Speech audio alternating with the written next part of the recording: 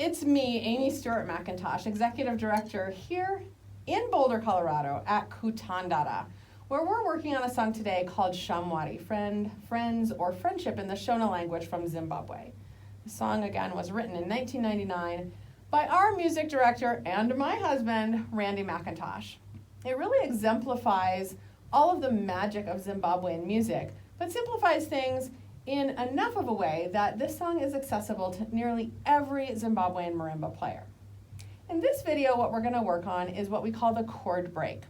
So if you've listened to any of our early recordings of this song by the band Shamwari, or again by the band Shamwari, what you'll notice is there are a couple places in the song where everyone kind of switches to something unison. It's 4 rounds long. We're going to learn one basic round, and then a round with a variation, and then we're going to repeat that for a total of 4 rounds for our chord break. Now again, remember, the chord structure of this song is C major for the first 2 beats of the question, then G major for beats 3 and 4 of the question. In the answer, we move to D minor for beats 1 and 2, and then finishing on G major, again, like the question does. So the first thing you have to know to feel really comfortable with the chord break is you have to know your chords. And if you've been avoiding chord theory, this is the perfect song for you to get up to speed on. I'm going to demonstrate starting in first position of our C chord, which is C in the left hand and E in the right hand. I'm then going to move down 1 note each to B and D, which is part of the G chord. It's second position of the G chord. Then I'm going to spread out. I'm going to leave my right hand on D, move my left hand down to A. This is part of the D minor chord.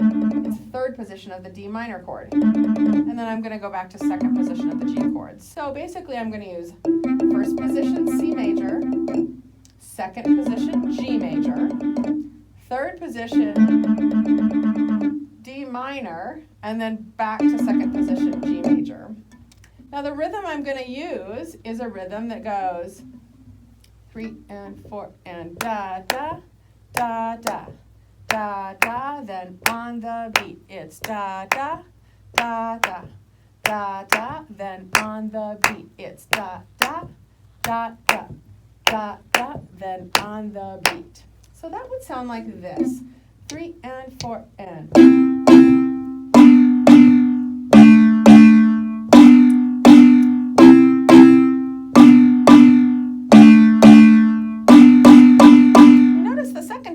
I doubled, or went to the double beat on that last G major chord. And that's exactly what our chord break is going to do. We're going to play the simplified rhythm for the first round.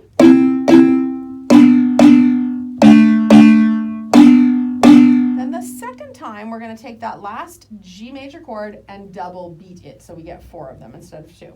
If we play 2 rounds, 1 basic chord and 1 double beat chord, we get this: 3 and 4 and.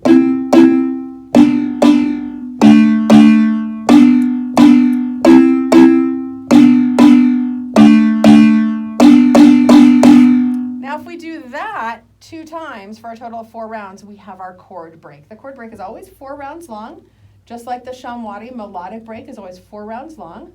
A basic, a variation, a basic, a variation. So here's what that would sound like starting in first position. 3 and 4 and.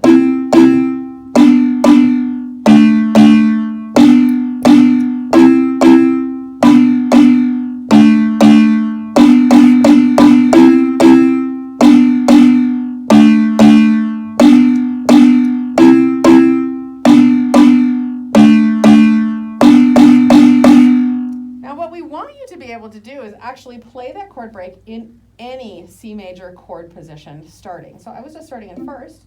We also want you to be able to play it in second position, which is starting with your left hand on E and your right hand on G. We also want you to be able to play it in third position, which is your left hand on G and your right hand on C. So the structure or the gesture of this chord break will always be the same. Starting on C major, moving down to your next nearest G major chord, then moving down again to your next nearest D minor chord, and then coming back to G major. So you've heard what it sounds like in first position. Let me play it for you in second position. Starting on E and G, Moving to my next lowest G chord, which is D and G. Moving to my next lowest D minor chord, which is D and F. And then back to D and G. It would sound like this, 3 and 4 and.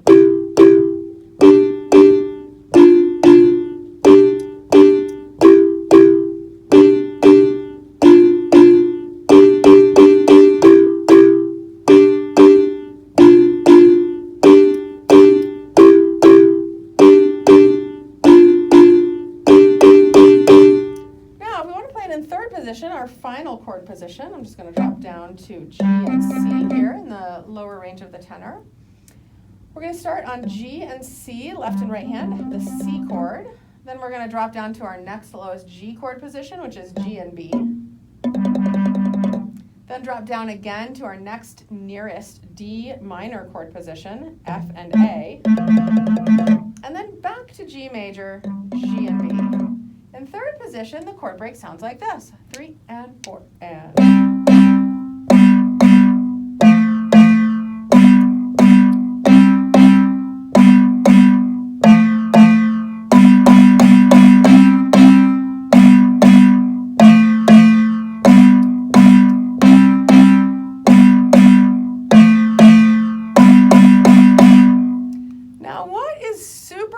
About these chord positions is that once you know one and you know your chords, you kind of know all of them.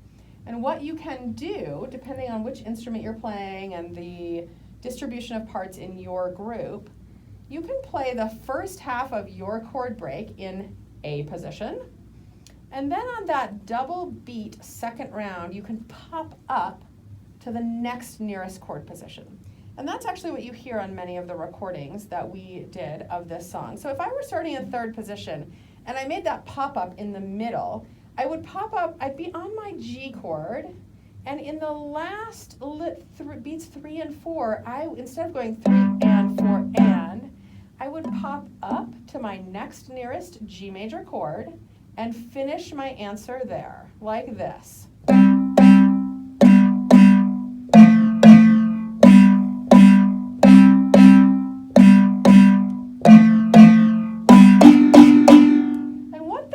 Is it stair steps us up to be able to do the second half of the chord break in the next highest C major chord position. So then if I'm finishing here, I can do the second half of my chord break starting in first position of the C chord. And that gives the song a real lift. So if almost everyone or everyone in your group is doing that, the song has a lot of movement and lift right there at the chord break. So let me demonstrate. If you were starting in third position of your C chord and you did that pop-up lift halfway through after 2 rounds to finish rounds 3 and 4 in first position, it sounds like this. 3 and 4 and.